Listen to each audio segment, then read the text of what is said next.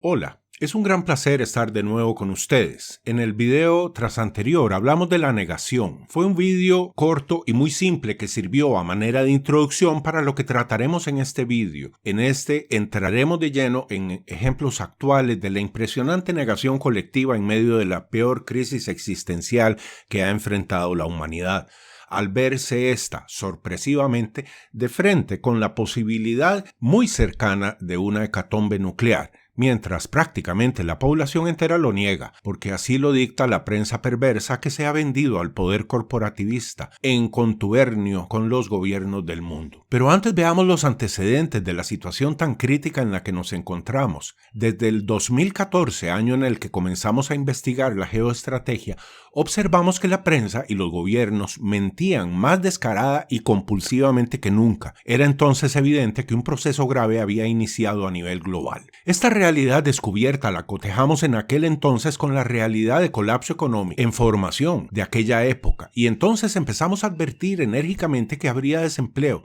que la inflación estaba por desatarse, y denunciamos en múltiples oportunidades la negación institucionalizada que los gobiernos hacían de esta situación. Advertimos que mentían descaradamente con el apoyo irrestricto de la prensa vendida al establecimiento, y todo lo anterior impidió que muchos de nuestros seguidores se prepararan adecuadamente. Vino la crisis sanitaria y el desempleo arrasó en el mundo entero. Fue más fuerte la necesidad de recurrir a la negación de lo que estaba aconteciendo para bajar la ansiedad que proteger el patrimonio económico debidamente. Nuestros seguidores disponen de abundante prueba documentada en nuestra página Facebook en caso de que quieran verificar lo que acabo de decir. Estas predicciones las realizamos por aquel entonces con base en el análisis económico que reflejaba una constante producción de dinero nacido del aire y una supresión desmedida en el interés sobre los bonos del tesoro. Y ambos factores fueron el caldo de cultivo de la actual crisis económica que estamos viviendo, con la inflación más acelerada registrada en la historia. Declarada la crisis sanitaria,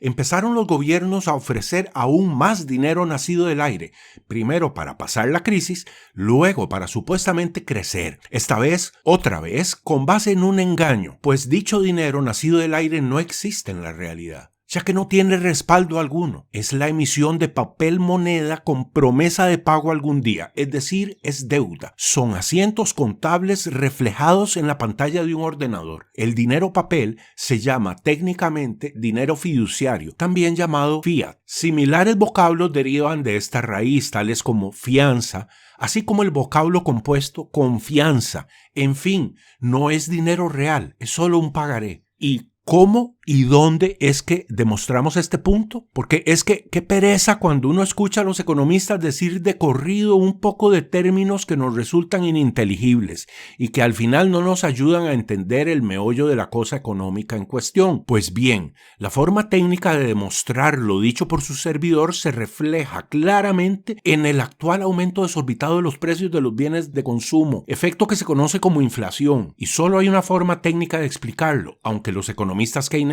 pierdan la vida entera queriendo hallar otras formas de explicarlo.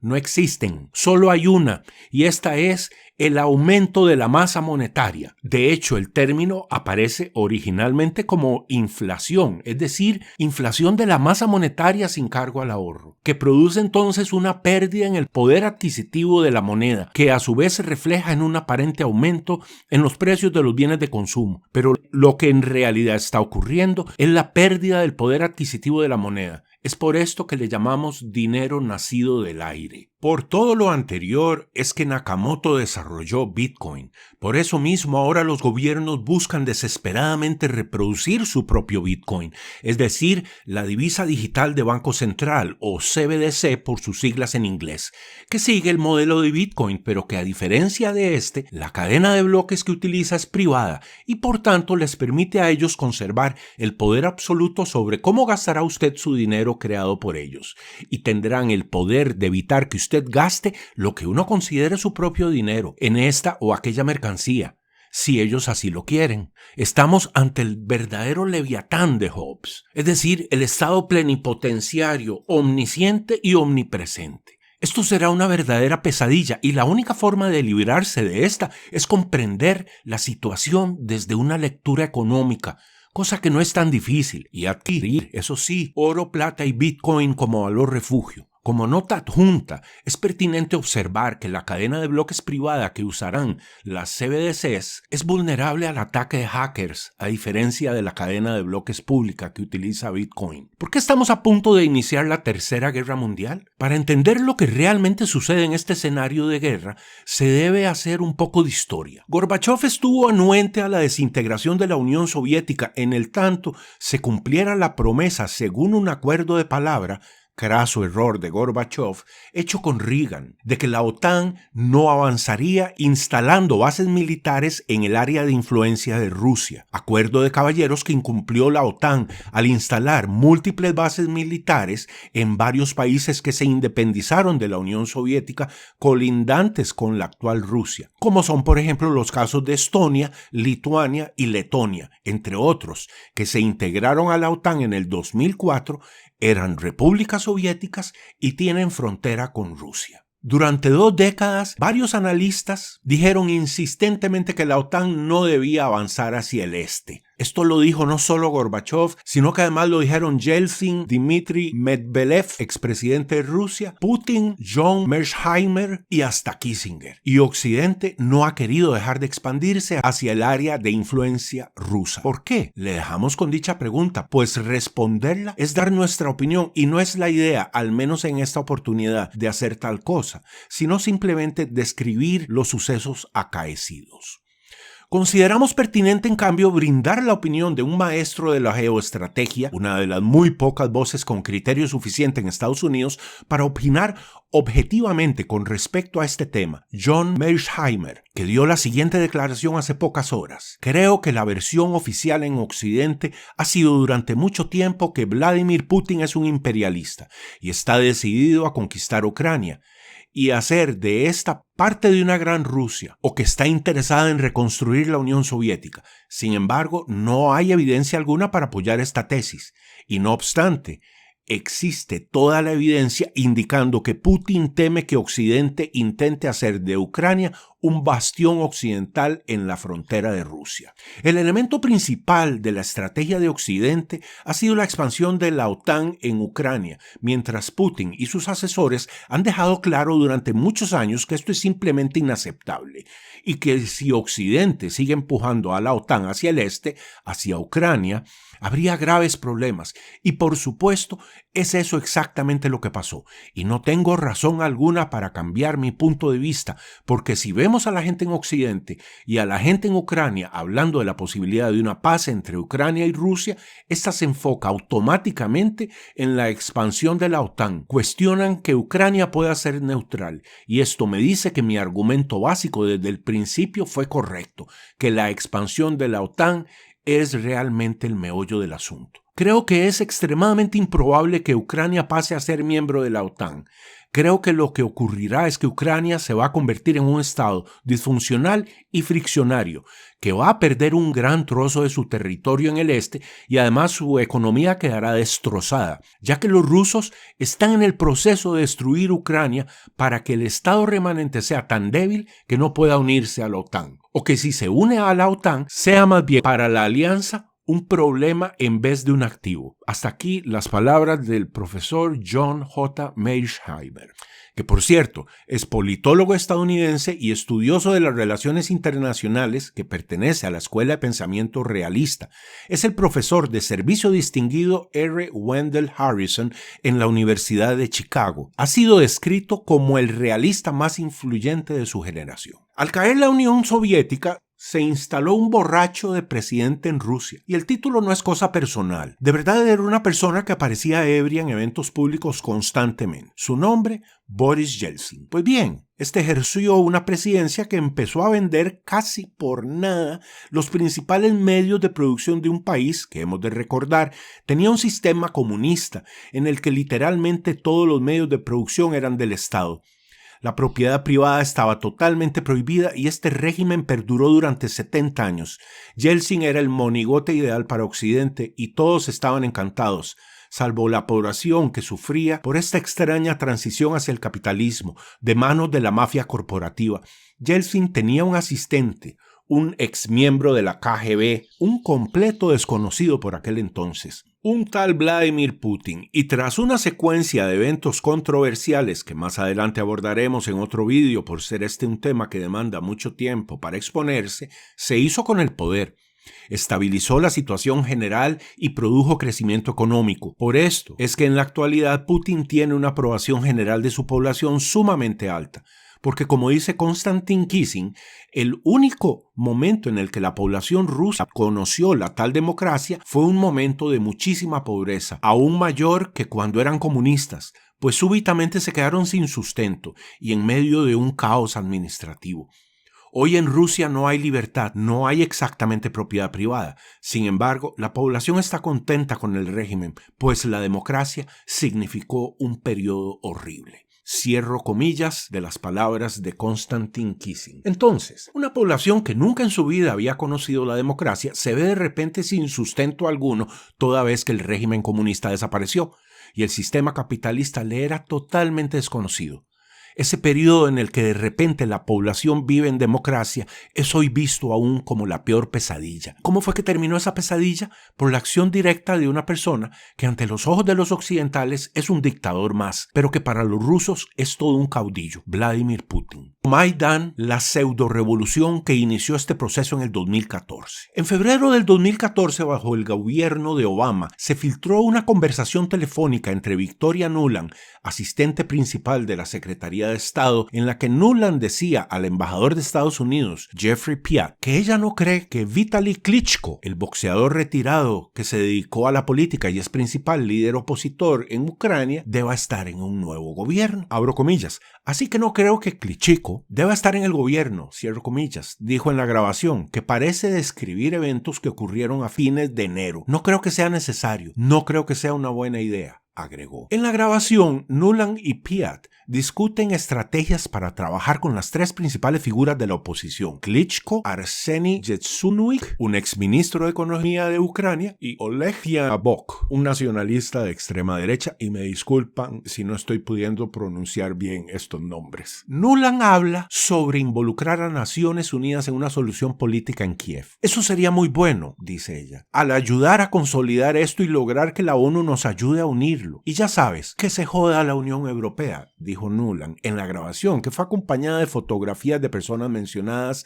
en la conversación. Además, Victoria Nuland públicamente, el video está en YouTube, promovió la desestabilización de Ucrania en lo que se conoció como la Revolución Maidán, que derrocó a punta de pistola al presidente de Ucrania electo democráticamente, Viktor Yanukovych. La excusa utilizada para el derrocamiento fue la negativa de Yanukovych de respaldar el acuerdo de asociación entre Ucrania y la Unión Europea, un acuerdo de tipo nuclear pintoresco, por decir poco. Tras el derrocamiento, Yanukovych fue sustituido por un breve lapso de tiempo por Oleksandr Turkchinov, quien fue relevado del cargo por Petro Poroshenko, quien fungió desde el 2014 hasta el 2019 y luego fue reemplazado por el actual primer ministro Volodymyr Zelensky. Tras el derrocamiento de Yanukovych, Putin invadió Crimea.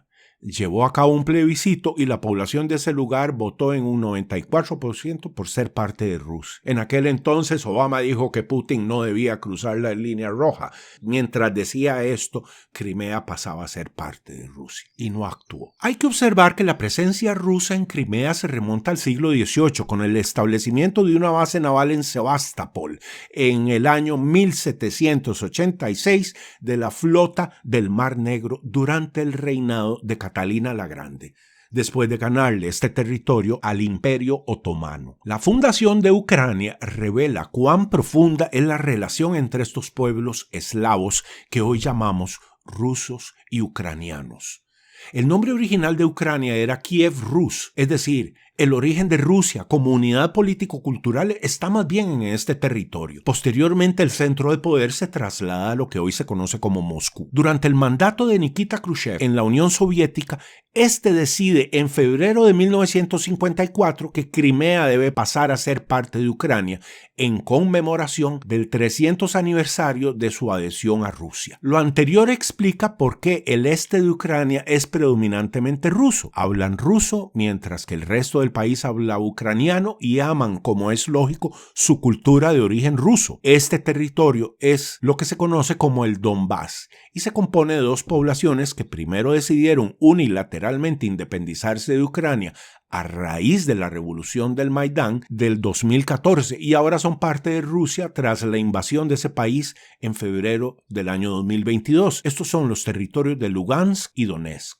Entonces el gobierno ucraniano de Poroshenko inició un proceso de bombardeo constante del Donbass, por lo que Putin redobló sus esfuerzos de pacificación de la región y de este proceso nació el acuerdo de pacificación conocido como Minsk I, en el que el gobierno de Ucrania se comprometía a cesar el bombardeo contra el Donbass y a ir incorporando niveles de autonomía tales que permitieran a la población de esta región hablar su lengua natal y vivir su cultura sin hostigamiento del gobierno. Este acuerdo fracasó y se creó otro llamado Minsk II, en el que participaron Angela Merkel y Hollande, mandatarios de Alemania y Francia respectivamente, y este tampoco se cumplió, porque tal y como lo reconoció públicamente Merkel hace menos de un par de meses, nunca tuvieron la intención de cumplirlo, pues lo único que querían era ganar tiempo para armar y entrenar debidamente al ejército ucraniano, mismo ejército que al presente ha sido diezmado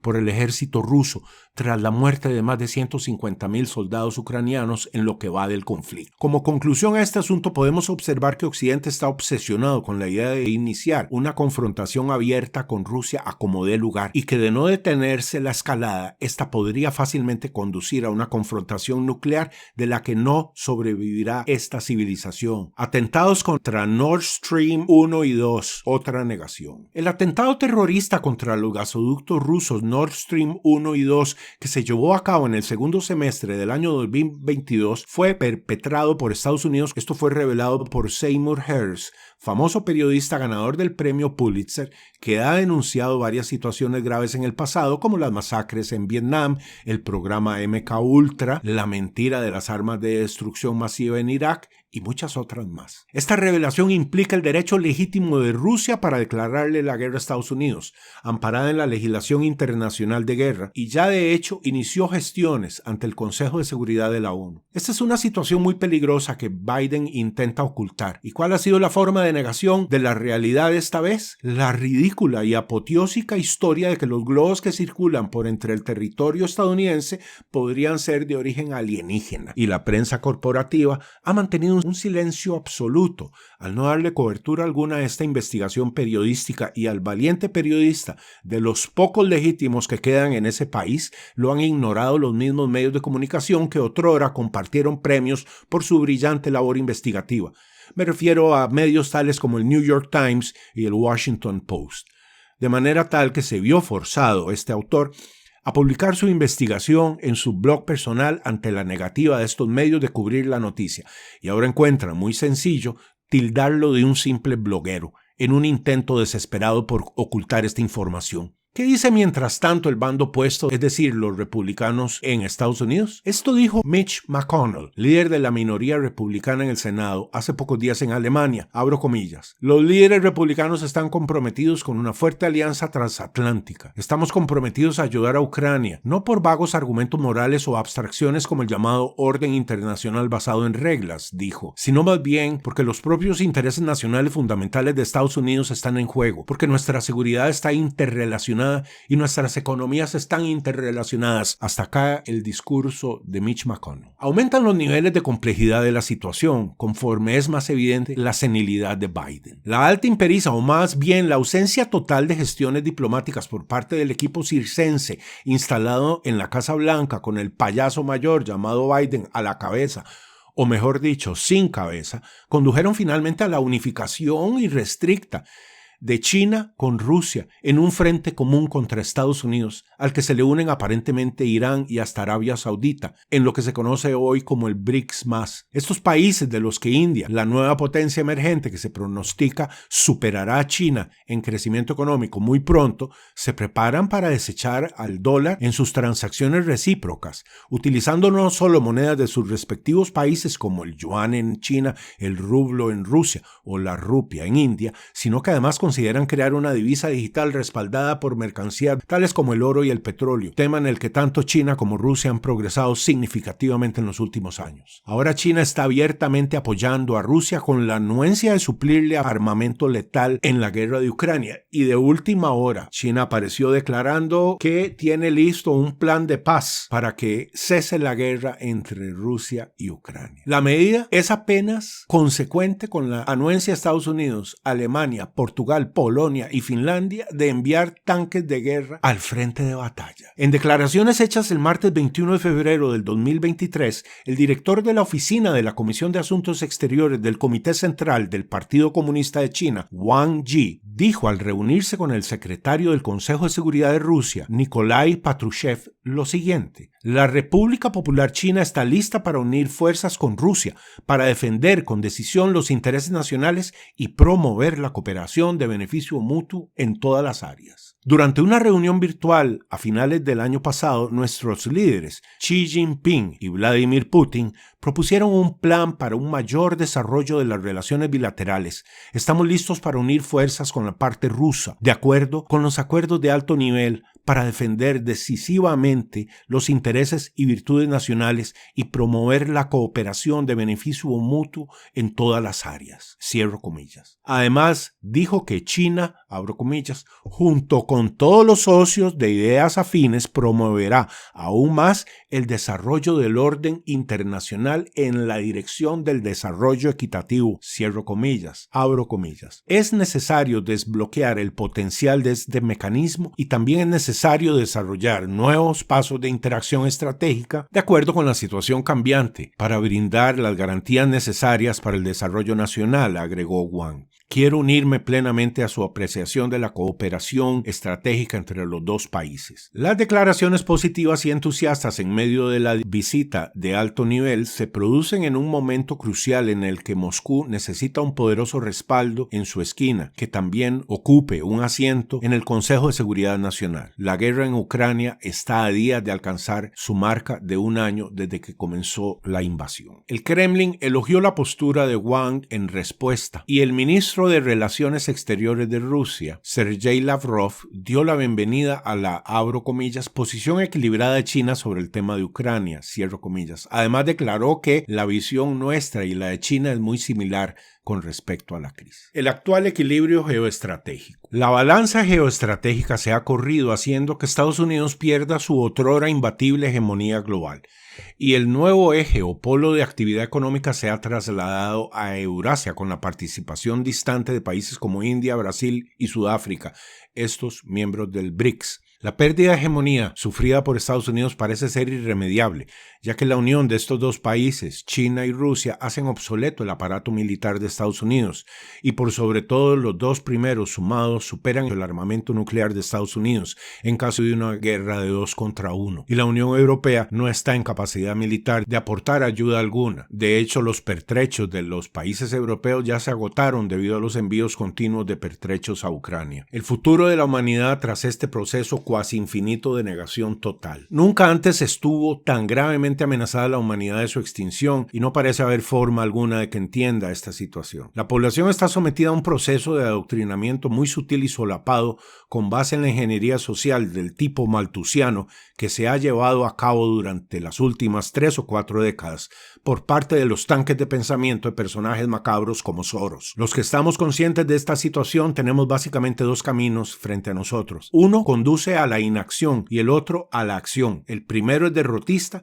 el segundo es optimista. Sin embargo, el posible optimismo depende en gran medida de la capacidad de sobrevivencia y esta es en última instancia un asunto económico. Ya pasaron aquellos tiempos en los que las oportunidades eran abundantes y nos adentramos lenta pero inexorablemente en terrenos sombríos y desconocidos, en medio de eventos cada día más confusos. Cada día que pasa se agrava más la crisis de credibilidad de los medios de comunicación y por tanto dependemos cada vez más de nuestro criterio para la importante toma de decisiones en estos tiempos de grave crisis. Y para poder seguir el sendero correcto se debe estudiar la economía según la escuela austriaca, se debe seguir una postura estoica, antifrágil, se debe sembrar cuanto antes lo posible y adquirir oro, plata y Bitcoin como valor refugio. Y si es de las personas que ven en las amenazas oportunidades de negocios, entonces puede considerar comunicarse con nosotros en Proyecto Ubit. Con gusto le mostraremos los distintos proyectos en los que estamos trabajando que incluyen la permacultura, la educación en economía, la educación en la tecnología Bitcoin